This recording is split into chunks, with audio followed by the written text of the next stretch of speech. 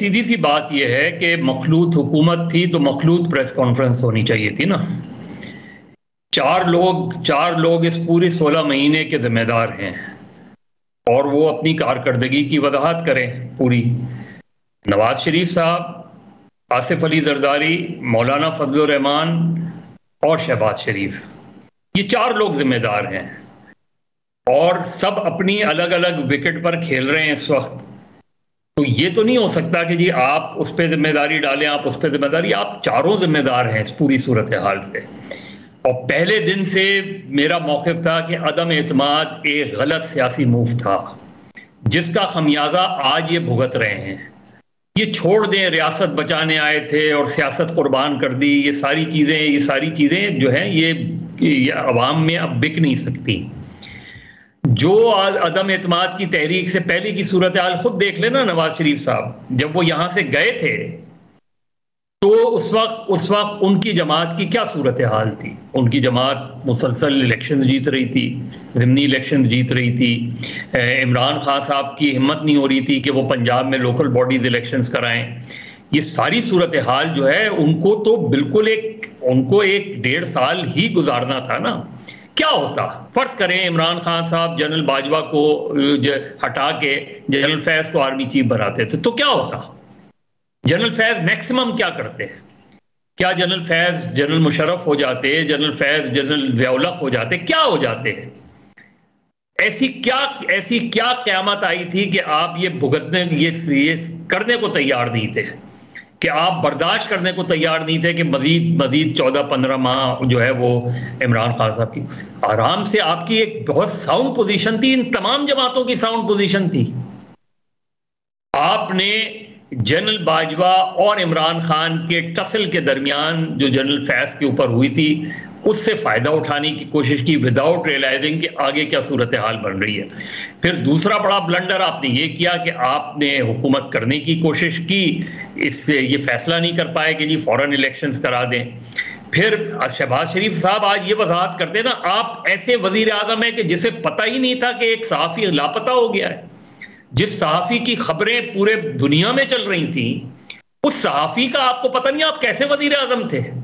क्या आपको ये नहीं पता था कि एक सहाफ़ी मिसिंग है? यही बात मतीउल्लाह जान के केस में इमरान खान साहब ने कही थी कि जी मुझे नहीं पता था और जब पता चला तो मैंने वो नोटिस लिया उसका। मतलब अजीब वज़ीर आज़म गुजरे हैं हमारे यहाँ कि इनको पता ही नहीं होता कि इस मुल्क के अंदर क्या हो रहा है, किस तरह लोग गायब हो रहे हैं। तो शहबाज शरीफ साहब बहुत मुश्किल है अपने आप को इन इत्तेहादी, जब क्यों मौलाना फजल रहमान जो है वो बात कर रहे हैं कि इलेक्शंस आगे चले जाएं, क्यों इस वक्त शहबाज शरीफ साहब वजाहतें कर रहे हैं। पीपल्स पार्टी इसलिए इलेक्शन वो कर रही है कि वो समझती है कि सिंध में कोई चैलेंज उनके सामने है ही नहीं। और सही बात है कि रूरल सिंध में आप जाएं, रूरल सिंध में उनके जो मुखालफीन हैं उन्होंने पॉलिटिकल वर्क वहां किया ही नहीं है, तो बाय डिफॉल्ट उनको एक एज हासिल है। तो वो ये चाहते हैं कि इलेक्शन जल्दी हो ताकि सिंध में वापस उनकी हुकूमत बन जाए उसके अंदर। तो यहाँ सूरत हाल ये है कि ये खाली शहबाज शरीफ जिम्मेदार नहीं है। ये कहना शहबाज शरीफ साहब लाख वजाहत करें उसकी, लेकिन खाली शहबाज शरीफ जिम्मेदार नहीं है। ये चारों शख्सियात जिम्मेदार हैं जिन्होंने अदम एतमाद का फैसला किया, जिन्होंने कोalition गवर्नमेंट का फैसला किया, और साथ में एक मिफ्ता इस्माइल थे जो कि निस्बतन बेहतर सूरत हाल में ले जा रहे थे। उनके पास कोई एक्सेस बैगेज नहीं था। ये ऐसी सूरत हाल थी कि जिसमें नवाज शरीफ साहब ने गैर जरूरी तौर पे मिफ्ता इस्माइल को हटा के इसाक डार को ले आए। इसाक डार साहब ने इतने बड़े बुलंदबांग दावे किए कि लोग समझ रहे थे पता नहीं क्या कर लेंगे। तो इस सिचुएशन को जो 6 महीने, आखिरी के 6 महीने हैं, उसके टोटली जिम्मेदार इसाक डार हैं। और ये जो सूरत हाल है ये पीडीएम के लिए और खास तौर पे मुस्लिम लीग नून के लिए बिल्कुल फेवरेबल नहीं होगी। बहुत बड़े चैलेंजेस हैं लोगों के पास, लोगों से आपके उस तरह राब्ते नहीं रहे अपने 16 महीने में जिस तरीके से रहने चाहिए। ये तो हमारी पॉलिटिकल पार्टीज का अलमिया है कि जब गवर्नमेंट में होते हैं तो लोगों से राब्ते तोड़ लिए जाते हैं। जब इलेक्शन आते हैं तो लोग पहचानते हैं कि हाँ ये हमारे इलाके का एमएनए था।